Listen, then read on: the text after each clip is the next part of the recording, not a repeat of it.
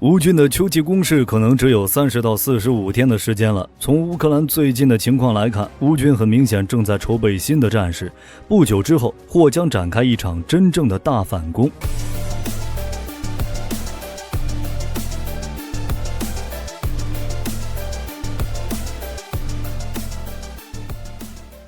按照美国参谋长的说法，留给乌军反攻的时间已经不多了。大约1个月之后，乌克兰的天气就不行了，会下雨，地面会变得泥泞。在这种情况下，装甲车辆的机动会大打折扣。之后就是隆冬，用于攻坚的坦克行进太慢，战线大概率会变成僵持局面。目前适合乌军战斗的天气还有30到45天的时间。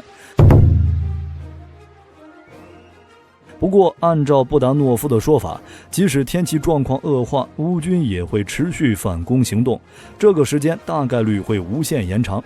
值得一提的是，天气恶化之后，乌军的优势反而会进一步扩大。这里有个很有意思的原因，俄军的橡胶不够了。虽然听起来跟军事不沾边，但实际上确实有这方面的问题。因为西方的制裁，俄罗斯已经无法生产足够的橡胶，严重妨碍轮式车辆在雨天和冰雪条件下的行进，就跟俄军紧缺现代光学设备、电子设备、芯片的情况类似。在这方面，灰色进口和走私无法满足俄罗斯国防工业基地的要求，反映在俄乌战线上就是缺少精确制导武器。缺橡胶的后果则是影响俄军冬季作战的机动性。从这点来看，乌军筹备大招也可以理解了，趁敌不备，直接梭哈。这可不是火力军随便说的。就美国军援来看，集束炮弹 F-16、贫铀弹、大规模杀伤、制空权以及攻坚性武器已经准备就绪，重点就是 F-16与集束炮弹。F-16 火力军已经说了很多次了，这里就不过多赘述了。我们还是来聊聊集束炮弹。按照五角大楼官员的说法，看到乌军拿下罗伯季涅，攻破俄军第一道防线后，美国政府决定向乌克兰提供更多的集束炮弹。新一批集束炮弹的数量会比第一批多得多，即将在近期发送。美国援乌的第一批集束炮弹数量多达10万发，新一批比这更多的话，那就几十万发了。对乌军来说，一天可以消耗个7、8千发，前线突破更快。乌军内部对集束炮弹的评价很高，野战时一发集束弹的杀伤效能相当于数发甚至是10几发普通炮弹。在打击俄军集结地、火炮、防空系统以及雷达站和车辆等目标，尤其是开阔地形上，一门使用集束炮弹的火炮能媲美一个连队的火力。按照战争研究所的说法，集束炮弹会成为乌克兰武器库中的永久库存。至于集束炮弹的未爆弹会对平民造成威胁这事儿，火力军并不否认。就算是美国援乌的集束炮弹，此炸弹未爆率低于2.35%，这也意味着每一发集束炮弹都会有至少1枚子炸弹没有成功引爆。但对于乌克兰而言，没有这些集束炮弹，乌军就无法在火力上与俄军抗衡。选择哪种一目了然，除了集束炮弹即将增多，乌克兰与瑞典计划联合生产1000辆 CV90， 美国也决定援乌 ATACMS 远程导弹，加大援乌武器力度，很明显是提前预备。同时，乌军还撤换了国防部长，由乌梅洛夫代替了列兹尼科夫。乌克兰给出的理由是因为列兹尼科夫在军中反腐不力。火力军觉得这有可能是乌克兰给出的烟雾弹，乌军这是换人换思路，准备更换一套全新的战术打法。就算是不考虑战力上增强，美乌双方在战术上也有新动作。乌克兰军方的高层与美国军方已经召开了一次秘密会议。乌克兰这边有列兹尼科夫、扎卢日内、布达诺夫、奥列修克等将领，美国这边有沙利文、奥斯汀、米利，都是重量级的军方高层。没有重大的事情要商量，这些大佬们是不会坐在一起的，大概率是考虑援助与新反攻的事情。不过乌军的反攻早就开始了，那么为什么又会有新反攻？乌军的反攻确实早就开始了，但是战果在整体战线上并不是很明显。一方面是俄军的地雷海洋，另一方面就是乌军在有意识地保存实力。经过最开始的强攻之后，乌军就放缓了进攻节奏，利用北约提供的卫星与情报优势，精确制导武器优势，精确打击俄罗斯的军事指控中心、重要基础设施以及后勤中心，尤其是弹药基地。同时，在前面通过派出小股部队佯攻的方式，将俄军吸引出战壕与城市废墟，并趁机消灭其有生力量。从实际情况来看，进行战术调整后的乌军的确取得了相当的战果。这也就意味着，虽然在俄乌战场上双方并没有出现太大的阵地上的得失，但在实质上双方力量已经生出了此消彼长的变化。所以也可以认为，乌军这几个月来所做的一切都是为了掏空俄军，为接下来真正的大反攻创造条件。火力军的看法是，乌军当前的秋季作战反攻结束后，新一轮的攻击就会展开。地面泥泞，机动车辆无法正常行进，那就用无人机远程精确火力截断俄军后勤，使用集束炮弹打击俄军阵地。乌军不需要像现在这样主打攻坚收复失地，而是一步步蚕食俄军占领区，复刻去年赫尔松地区的战术。不过这就有一个前提，拿下托克马克或者占领某一高地，才能打击俄军后勤线。那么俄乌当前战局如何？乌军能在1个月内拿下托克马克吗？乌军当前进攻的重点就是新普罗科皮夫卡和维尔博维，其中又以维尔博维为最。它是新普罗皮夫卡东翼的关键，一旦乌军控制了这里，就可以从第2道防线与第3道防线之间的空隙迂回穿插到新普罗皮夫卡的侧后方，第2道防线就可能面临崩溃。按照火力军的预想，乌军在维尔博维附近展开全面进攻之后，应该很快就能拿下，只是事与愿违，现在已经打了挺长时间，还是没搞定。其主要原因是维尔博维地处低地，不夺取南北高地就强攻的话，稍微有点得不偿失。目前乌军正在全力进攻维尔博维村南村北的高地，目前乌军第82空突旅以及第46空中机动已经控制了维尔博维的163高地，整个维尔博维都将受到乌军中型武器的射击。同时，罗伯季涅东南的166高地也在争夺中。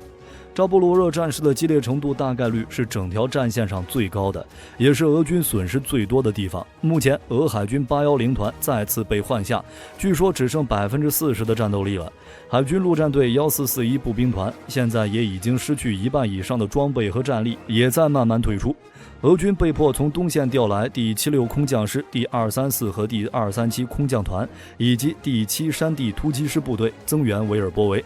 就目前的局势来看，乌军在扎波罗热还是优势。维尔博维方向，乌军第82旅继续扩大苏洛维金防线的缺口，把挑战者2变成推土机，将龙牙推进了反坦克壕沟，并顺势向南移动，攻占俄军战壕。乌军一旦巩固战壕中缺口，就可以绕过维尔博维，到时候俄军就要再次战术撤退了。新普罗皮夫卡方向，乌军已经在部分地区深入俄罗斯阵地5公里，目前在争夺罗伯季涅与新普罗皮夫卡北部之间的最后一个山头。一旦乌军打下它，这里将变得和维尔博维一样。不过，想要收复托克马克还需要一段时间。乌军越过罗伯季涅之后，俄军从前线其他地区重新部署部队，援助托克马克方向，已经限制了俄军实施进攻的机会。赫尔松俄军处境越来越糟，有很大一部分都要归咎于兵力调动，因此有人认为俄军即将崩溃。不过火力军还没有看到这个迹象，1个月拿下托克马克有点难。个人认为乌军能在土地变泥泞前打下托克马克就算成功。乌军收复托克马克之后，剩下的就是截断俄军补给，直接瓮中捉鳖，火力覆盖打垮俄军，也不需要攻坚，战事很快就能出现很大的变化。不过按照普京的说法，乌军的反攻已经失败，而不是停滞，否认了乌军在战场上取得的进展。绍伊古则是跟普京的口风一样，宣称乌军的反攻完全不成功，在任何方面都没有实现其目标，甚至表示乌军自反攻以来已损失超过66000人和7000件武器，火力军都猜不出来这7000件武器是怎么来的。顺带一提，俄罗斯国防部将俄军罗伯季涅败退的消息说成了战术离开罗伯季涅，着实有点新鲜。这是俄军胜利撤退、消极推进、重整部队、善意姿态之后的新话术，反正就是死不承认失败，主打一个嘴硬。这不是俄罗斯第一次宣称乌军反攻失败了。虽然乌军当前反攻的进展没那么大，但从战线情报来看，乌军并未耗尽进攻能力，反而是俄军已经后继乏力了，不断抽调部队增援扎波罗热地区，导致其他战线防御薄弱，让一些训练不足的动员兵上场。所以就火力军来看，无论是政治还是军事，俄罗斯的外部环境都比之前更差。从地缘的角度来看，它其实已经输了。按照美国国防情报局的分析，乌军的反攻将在6-7周后到达高潮，估计乌军有40%到50%的机会在年底前取得突破。事实也是如此，俄军的苏洛维金防线最主要的部分就是第一道，占据了整个防线60%的资源，其余2道防线一共占据了40%的资源，防护自然不行。罗亚仅阻挡了乌军1天，乌军在停下来之前会取得什么样的突破，谁都说不准。前线打不过，俄军选择了故技重施。9月9日，乌克兰军事情报局副局长表示，俄军在乌克兰占领土上部署了超过42万名士兵，这个数字还没概括亲俄地区的武装。俄罗斯还在边境部署了46个伊斯坎德尔导弹系统发射器，目标就是乌克兰的民用设施。当然，具体有什么成果不好说。乌军正在实施计划，并将收到更多的猎豹自行高射炮，以保护能源和关键设施，在整个冬季免受到俄军导弹和无人机的袭击。除了战线上的优势，黑海的局势也开始变得有意思了起来。英国战机在黑海巡逻，以确保乌克兰粮船的安全。美国也将通过黑海安全法，将允许美国在黑海部署军事特遣队，甚至考虑在黑海地区设立国家间军事总部，负责黑海地区的规划、战备、演习和协调军事活动。同时，美国、乌克兰和罗马尼亚即将在黑海和多瑙河三角洲地区举行海风23.3联合军演，英国、法国、土耳其和保加利亚也会参与。鉴于本次军演的地区、时间、参与者，就算是公开宣布不针对俄罗斯，火力军也不太会相信。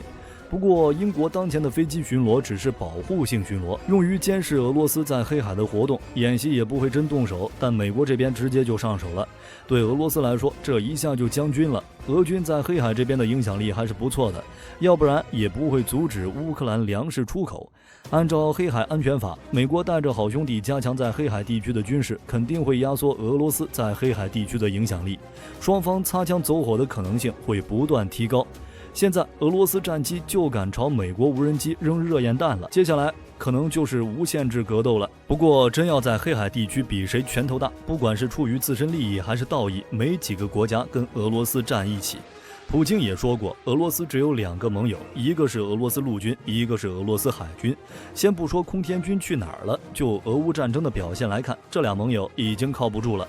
好了，这期视频到这儿就结束了。各位觉得乌军能在土地泥泞前收复托克马克吗？可以在视频下方留言，大家一起讨论。如果视频内容有不对的地方，也可以在下方指正。我是火力军，下期见。